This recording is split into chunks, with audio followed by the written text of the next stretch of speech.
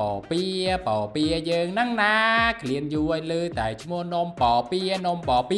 ឡូវចង់សាករសជាតិនំปอเปียតិចហាត់ប្រាណទុកម្ដុំសិនសួស្តីបងប្អូនទាំងអស់គ្នាបាទមកកាន់វីដេអូថ្មីនៃសកម្មភាពពេលល្ងាចរបស់ខ្ញុំណាខ្ញុំប្រាប់ពីវិធីសាស្ត្រនៅក្នុងការហាត់ប្រាណធ្វើម៉េចឲ្យចាប់ស្រកគីឡូហើយជាទូទៅខ្ញុំហាត់ប្រាណថ្ងៃនេះនៅក្រោមស្ពានអាកាសផ្សារដេហុយទេនេះសកម្មភាពដែលខ្ញុំហាត់ប្រាណណាគេហាត់ចែគេចែមិនឆាប់ស្រកគីឡូរត់ទៅរត់មកទៅហើយឥឡូវនេះខ្ញុំចាប់ផ្ដើមធ្វើការរត់ទៅហើយរត់វាហេវពេកហាត់ប្រាណហេវថាស្រកគីឡូឥឡូវនេះនៅឃើញអ៊ំស្រីម្នាក់គាត់លក់នំปอเปียយើងហ្នឹងណាក្លៀនយូរឲ្យលឺតែឈ្មោះនំปอเปียឥ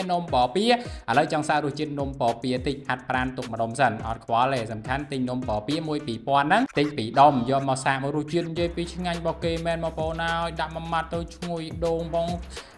ល្ងផងជឹបបងនិយាយជាតិមកអាពងអាឃ្លានមកហាត់ប្រាណថាឲ្យស្រកគីឡូវាមានស្រកឯណាហាត់យូរទៅឡើងតែគីឡូវិញនឹងក៏យករូតាមណា